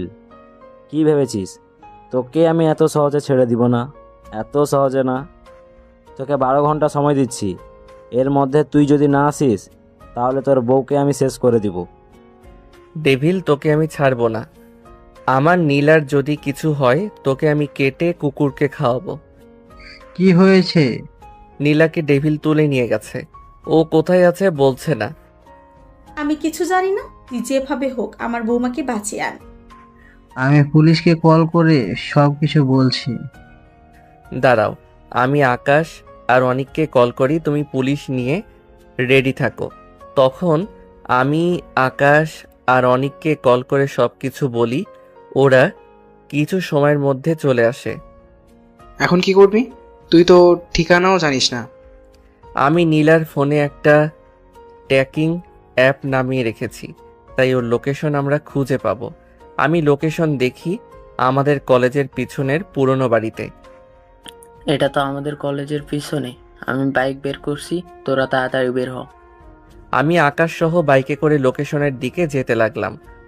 হা হা হা, সুন্দরী, তোমার রূপে আমি মুগ্ধ। এই রূপটা আমার যে চাই। তুই যদি নীলের বউ না হতিস, এই রূপে আমি তারপরও পাগল হয়ে যেতাম। আমাকে ছেড়ে দে, তোকে কিন্তু আমার স্বামী ছাড়বে না। হা হা হা, তোর স্বামী কখনোই খুঁজে পাবে না তোকে। হে আল্লাহ, আমি কি এই জানোয়ারের কাছে আমার সতীত্ব হারাবো? তুমি আমাকে বাঁচাও মালিক, তুমি আমার স্বামীকে আমার হেফাজত করতে পাঠাও। হা হা, আজ আমি মাস্তি করব তোকে নিয়ে। এই তোর ফিগার দেখে আমি পাগল হয়ে গেছি রে। এই তোরা সবাই বাইরে যা। আমি খেয়াল করলাম ছেলেটা শার্ট খুলে আমার সামনে আসতে লাগলো। আকাশ, তোরা ওই পাশ দিয়ে ওদেরকে ধর, আমি ভিতরে যাচ্ছি। আকাশ আর অনিক ওই ছেলেগুলোকে মারতে লাগলো। আমি ভিতরে ঢুকতেই দেখি ডেভিল নীলার সাথে হাতাহাতি করতে লাগলো। এক পর্যায়ে নীলা ঠাস করে ডেভিলকে একটা থাপ্পড় দেয়। তখন ডেভিল নীলাকে যখনই মারতে যাবে আমি পিছনে থেকে ডেভিলকে একটা লাথি দেই। ডেভিল গিয়ে ছিটকে পড়ে নিচে। আমাকে সামনে দেখতে পেয়ে নীলা যেন প্রাণ ফিরে পায়। দৌড়ে এসে আমাকে জড়িয়ে ধরে কান্না করতে করতে জ্ঞান হারিয়ে ফেলে। এর মধ্যে আব্বু পুলিশ নিয়ে আসে, সবাইকে পুলিশ ধরে নিয়ে যায়। আমি নীলাকে কলে নিয়ে গাড়িতে করে বাসায় নিয়ে আসি। ডাক্তার এসে কিছু ওষুধ দিয়ে চলে যায়। আম্মু নীলার পাশে বসে আছে, কারণ এখনো নীলার হুঁশ আসেনি। তুই যা, আমি ওর পাশে আছি। তুই গিয়ে ফ্রেশ হয়ে নে, সন্ধ্যা হয়ে গেছে। আম্মু, কিছু হয়নি তোমার মা? আম্মুকে জড়িয়ে ধরে কান্না করতে লাগলাম। দূর পাগলি, কেউ এভাবে বাচ্চাদের মতো কান্না করে? তুই একবার বলতি আমার বৌমা তুই, তাহলে আমি কখনো তোকে ওই বাসায় থাকতে দিতাম না। নীলার চিৎকার শুনে আম্মুর রুমে দৌড়ে এসে দেখি নীলা আম্মুকে জড়িয়ে ধরে কান্না করছে। তখন আম্মু বলল, নীলাকে তোর রুমে নিয়ে যা, ওর এখন বিশ্রামের প্রয়োজন। আম্মু এটা বলে নিচে চলে যায়। আমি নীলার পাশে গিয়ে বললাম, এখন কেমন লাগছে? ভালো। আমি নীলাকে কোলে নিতেই বলে উঠল, এই কি করছো? আমাকে নামিয়ে দিন, আমি বাসায় যাব। এই মেয়ে, একদম চুপ, একটা কথা বলবা না। এখন থেকে তুমি এখানে থাকবে। আমি আকাশ আর অনিককে বলেছি, ওরা তোমার সব জিনিস নিয়ে আসবে। এই শয়তান পোলা আমার বুঝি লজ্জা করে না? এই পিচ্চি ছেলে শুধু আমাকে ভয় দেখায়। এই শোনেন না, হয়েছে কি বলো? আমার না এত বড় রুমে ঘুমাতে ভয় করছে। তো এখন কি করব? আমি বলছি আমার সাথে আপনিও ঘুমান, কিন্তু শর্ত আছে, মাঝখানে কোলবালিশ থাকবে। এটা তো মেঘনা চাইতে জল। আমার মনে তো শুধু লুঙ্গি ড্যান্স করছে। আমি খাটে এসে শুয়ে পড়ি। নীলা খাটের মাঝখানে একটা বালিশ দিয়ে শুয়ে পড়ে। রাতে প্রচণ্ড পরিমাণ ঝড় আসে। ঝড়ে বিদ্যুতের শব্দে নীলা আমাকে জড়িয়ে ধরে ভয়ে। ইস, রাতে আমি মনে হয় ওনাকে জড়িয়ে ধরে শুয়েছিলাম। কি যে লজ্জা লাগছে। তখনই দেখি কেউ ভেতরে প্রবেশ করছে। ভাবি, তুমি উঠেছ? জানতাম তুমি উঠবে। কেন, তোমার ভাই উঠবে না? বাংলাদেশের যুদ্ধ লাগবে, ওর খবর থাকবে না। তুমি বলছো ওর ওঠার কথা? তোমার ভাই অনেক ফাজিল, তাই না? আমি ঘুমের ভান করে মিনার সব কথাই শুনছি। মিনা, পেতনি, তোকে আমি ছাড়ছি না। আমার নামে মিথ্যা অপবাদ দিস তুই আমার একমাত্র বউয়ের কাছে। ছাড়ো তো আমার গাধা ভাইটার কথা। তোমাকে আম্মু নিচে নাস্তা করতে ডাকছে। তোমার ভাই গাধা। তাই না তো কি? আমি এটাই ভাবিও। তোমাকে পটালো কি করে? একটু পর খেয়াল করলাম নীলা ও মিনা নিচে চলে যায়। তারপর আমি বিছানা ছেড়ে উঠি। ওয়াশরুমে গিয়ে ফ্রেশ হয়ে নিচে এসে দেখি নীলা নেই। চারপাশে নীলাকে খুঁজে না পেয়ে আম্মুকে জিজ্ঞেস করতেই, ও নীলামা, ও তো মিনাকে স্কুলে দিয়ে যেতে গেল, আর এখানে নাকি ওর কিছুই নেই, তাই বাসা থেকে রেডি হয়ে বিকেলে চলে আসবে। তুই বিকালে ওকে নিয়ে আসিস। এটা বলে আম্মু চলে যায়। কিছু সময় পর আম্মু নাস্তা দেয়, নাস্তা করে রুমে আসি। রুমে এসে রেডি হয়ে নীলার বাসার উদ্দেশ্যে রওনা দিই। যাওয়ার সময় দেখি আকাশ ও অনিক আমার দিকে আসছে। কে রে মামা, কোথায় যাচ্ছিস তুই? এই তো নীলা নাকি ওর বাসায় গিয়েছে, তাই ওকে নিয়ে আসবো। আর তোদেরকে যে বলেছি ওর সবকিছু নিয়ে আসার জন্য, কি করেছিস? আরে আমরা লোক পাঠিয়ে দিয়েছি, সব কিছু অলরেডি প্যাকিং করে মনে হয় তোর বাসায় পৌঁছে দিয়েছে। তা তো বুঝলাম, কিন্তু তোরা সকালবেলা হঠাৎ করে আমার বাসার দিকে? হ্যাঁ মামা, আসলে তোকে একটা খবর দিতে এসেছি।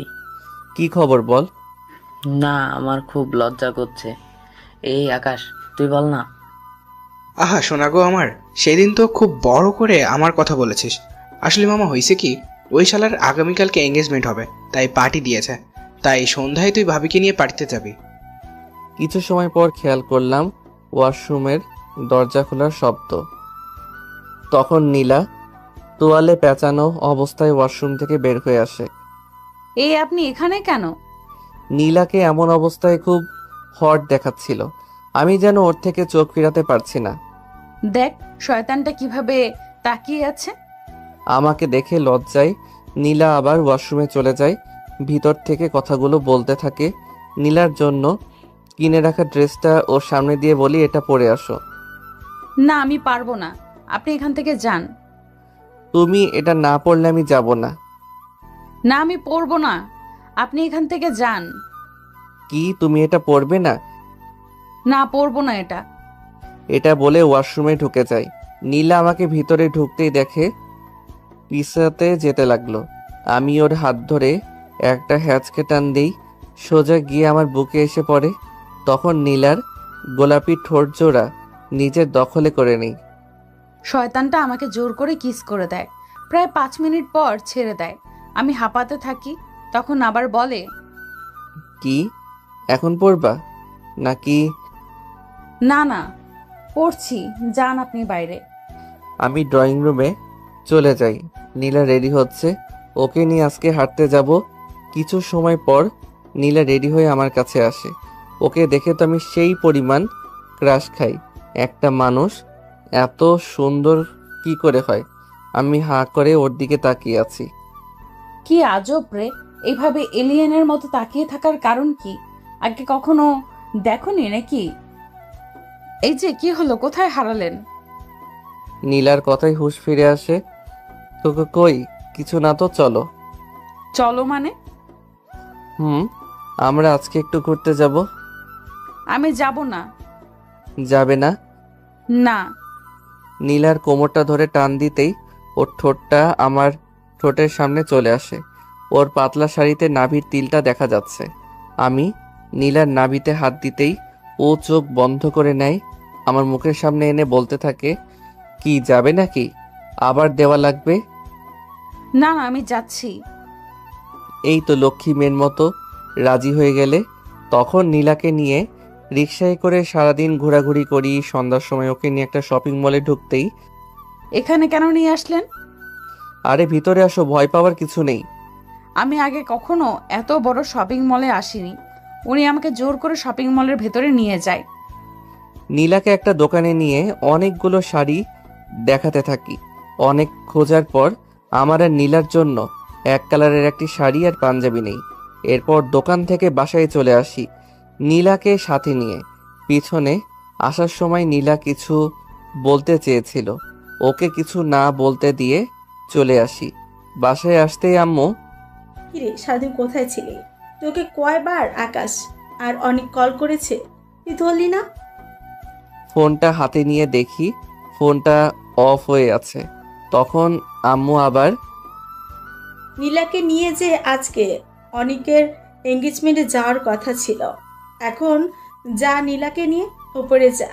আর নীলামা তুমি রেডি হয়ে নাও, তোমরা আজকে একটা পার্টিতে যাবে। জি আম্মু। আমি আম্মুর রুমে গিয়ে আমার আগের কোন ড্রেসটা নতুন আছে দেখছি, কারণ ওখানে সবাই বড়লোকের ছেলে মেয়েরা যাবে, কিন্তু আমার তো কোনো দামি ড্রেস নেই। তখনই দেখি দরজা খোলার শব্দ। তুমি আম্মুর রুমে কি করো? আমি তো আম্মুর রুমে সবকিছু রাখছি। এটা বলা মাত্র শয়তানটা রাগে চোখে আমার দিকে তাকালো। আমি ভয়ে বললাম, কেন, কি হয়েছে? নীলার হাত ধরে টান দিয়ে উপরে আমার রুমে নিয়ে আসি। নীলাকে রুমে নিয়ে এসে শপিং মল থেকে আনা শাড়িটা দিয়ে বলি, এটা গিয়ে পরে আসো। না, আমি যাব না। নীলার হাতটা দেয়ালের সাথে চেপে ধরতেই বলে ওঠে, আউচ, প্লিজ ছাড়ুন, ব্যথা করছে। নীলার ফর্সা হাত চেপে ধরার কারণে ওর হাত লাল হয়ে যায়। না, আগে বলো পরে আসবে। আপনি ছাড়ুন, আমি যাচ্ছি। নীলা ওয়াশরুমে চলে যায় ড্রেস চেঞ্জ করতে। আমি রুমে বসে ব্যাগ থেকে নীলার সাথে ম্যাচিং করা পাঞ্জাবিটা নিয়ে পরে নিচে এসে অপেক্ষা করতে থাকি। একটু সময় দেখলাম নীলা নীল শাড়িটা পরে নিচে নামছে। ওকে দেখতে একদম পরীর মতো লাগছে। আমি তো ওর দিক থেকে চোখ ফেরাতে পারছি না। নীলাকে নিয়ে গাড়ি করে অনেকের পার্টিতে চলে যাই। ওখানে পৌঁছে দেখি অনেক দাঁড়িয়ে আছে। আমাকে দেখতেই কাছে এসে বলল, তোরা এখন আসার সময় হলো? আমার কাজিনরা সবাই তোকে দেখার জন্য দাঁড়িয়ে আছে।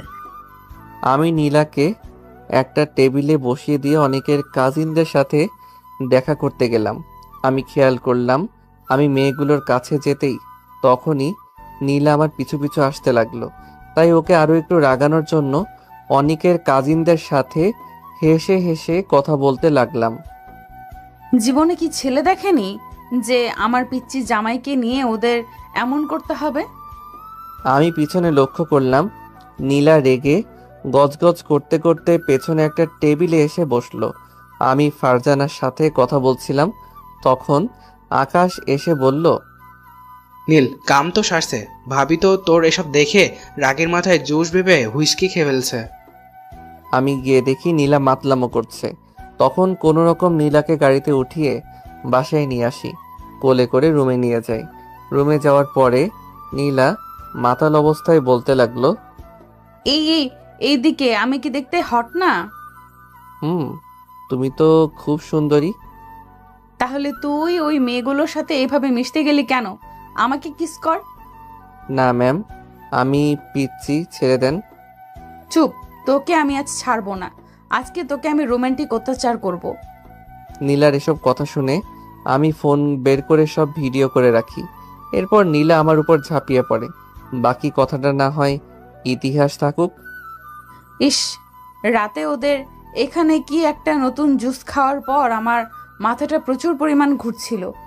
সকালবেলা নীলার দিকে তাকিয়ে দেখি ওর শরীরে এমন অবস্থা দেখে কান্না চোখে বলতে লাগলো, আপনি আমার সাথে রাতে জোর করে কি করেছেন? আমি করেছি? আমি এসব কিছুই বুঝি না, আমি পিচ্ছি। একদম নাটক করবেন না। আপনি আমার সাথে এমন কেন করলেন?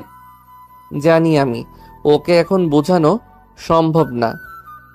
গতকাল রাতে কি হয়েছে তাই গতকাল রাতে ফোনের মধ্যে ভিডিও করার সেই ভিডিওটা ওকে দেখাই। এরপরে চুপ হয়ে বসে থাকে, আর কোনো কথা বলে না। আমি রুম থেকে চলে যাই। প্রায় 10 মিনিট পর রুমে এসে দেখি নীলা ওয়াশরুমে, তাই আর ওকে ডাকাডাকি না করে আমার ওয়ালেটটা খুঁজতে লাগলাম। হঠাৎ করে একটা ডায়েরি সামনে এসে পড়ে। উপরে লেখা আছে আমার জীবন। বুঝতে বাকি রইল না এটা নীলার ডায়েরি। তাই ডায়েরিটা নিয়ে ছাদে চলে যাই। ওখানে গিয়ে ডায়েরিটা খুলি, তখন ডায়েরিটায় লেখা, আমি যখন খুব ছোট তখন আমার বাবা মারা যায়। তখন মা ও এই পৃথিবীতে আমাকে ছেড়ে চলে যায়। আমি তখন একা হয়ে যাই। ওই একাত্ম জীবনে আমার প্রিয় বলতে আমার খালাই আছে। মাত্র 8 বছর বয়সে নিজের মা বাবাকে হারাই। খালা অনেক কষ্ট করে মাধ্যমিকটা শেষ করায়, কিন্তু আমি যে হতভাগী, আমার জীবনে কেউ থাকে না। একসময় আমার খালাও অসুস্থ হয়ে মারা যায়। নিজে অনেক কষ্ট করে পড়াশোনাটা শেষ করি। সব সময় আল্লাহর কাছে চেয়েছি আমার জীবনের জন্য এমন একজনকে দেওয়ার জন্য যে আমাকে সব সময় বুঝবে, আমাকে ভালোবাসবে। আল্লাহ আমার কথাটা রেখেছে। নীল খুব ভালো একটা ছেলে, আমার জুনিয়র হলেও আমাকে খুব ভালোবাসে, কিন্তু ওকে আমি মেনে নিতে পারবো না, কারণ ওর বাবা মা আমাকে ওদের ছেলের বউ হিসেবে মানবে না, কারণ আমি যে এতিম। আজকে আমি খুব খুশি, কারণ আমার জীবনে যা পাইনি তা আমার স্বামী আমাকে দিয়েছে। সব সময় চেয়েছি নিজের শ্বশুর শাশুড়িকে মায়ের মতো দেখব। আল্লাহ হয়তো আমার কথা রেখেছে। আমি একজন মা ও বাবা পেয়েছি। ও যেন বোঝে না আমি ওকে অনেক ভালোবাসি। ও কেন বোঝে না আমি ওকে এত ভালোবাসি? কিন্তু আমারও তো ইচ্ছে আমাকে কেউ রোমান্টিকভাবে প্রপোজ করুক। যতদিন না ও আমাকে প্রপোজ করছে আমি রাজি হব না। বলে দিলাম, শয়তান পোলা। লাস্ট পেজ, আর কিছু লেখা নেই। নীলার জীবনে অনেক কষ্ট, তাই ওয়াদা করলাম কখনো ওকে কষ্ট পেতে দিব না। নীলার জন্য অনেক আগে একটা ডায়মন্ড রিং কিনে রেখেছিলাম। ওটা বের করে হাতে নিয়ে রুমের দিকে পা বাড়াই। রুমে গিয়ে দরজা নক করে ভিতরে প্রবেশ করতেই দেখি নীলা রেডি হচ্ছে কলেজে যাওয়ার উদ্দেশ্যে। ওর সামনে এসে বললাম, চোখ বন্ধ করো। কেন? তোমাকে চোখ বন্ধ করতে বলেছি। না, করব না বন্ধ। ওই তুই চোখ বন্ধ করবি? কোমরটা চেপে ধরে বললাম। করছি তো। এমন রাগ দেখান কেন? আমিও কলেজে দেখাবো, শয়তান পোলা। আমি কি করতে পারি? নীলা চোখ বন্ধ করতেই আমি ওর সামনে হাঁটু গেড়ে বসে বলতে লাগলাম, যদি কখনো হারিয়ে যাই ওই দূর তারার দেশে, তখনও কি তুমি খুঁজবে আমায় হাত বাড়িয়ে ভালোবেসে? যদি কোনো দিন নিভে যায় আমার আশার প্রদীপ, তুমি কি তখন জ্বালাবে আলোর দ্বীপ? যদি আমি কখনো হারিয়ে যাই দূর দিগন্তে, তখনও কি আমি থাকবো তোমার মনের সীমান্তে? বাসবি কি ভালো, থাকবি কি সারা জীবন? নীল নীলান্তে বাসছি ভালো, বাসতে চাই তোমাকে সারাটা জীবন প্রিয়। ভালোবেসে হাত বাড়িয়েছি, ধরবে কি হাত? কথা দিচ্ছি জীবনে যত ঝড় তুফান আসুক না কেন, ছাড়বো না তোমার হাত। তখন নীলা আমাকে জড়িয়ে ধরে কান্না করতে করতে বলতে লাগলো, আমিও তোমায় বড্ড ভালোবাসি গো। নীলা আমাকে শক্ত করে জড়িয়ে ধরে আছে, যেন আমি কোথাও হারিয়ে যাব তার ভয়ে। পাগলিটা সিনিয়র হলেও সত্যি বাচ্চার মতো। এখন তোমরা কি বিয়ে করতে চাও? সিনিয়র আপু বা ম্যাডামদের কমেন্ট করে জানাবে।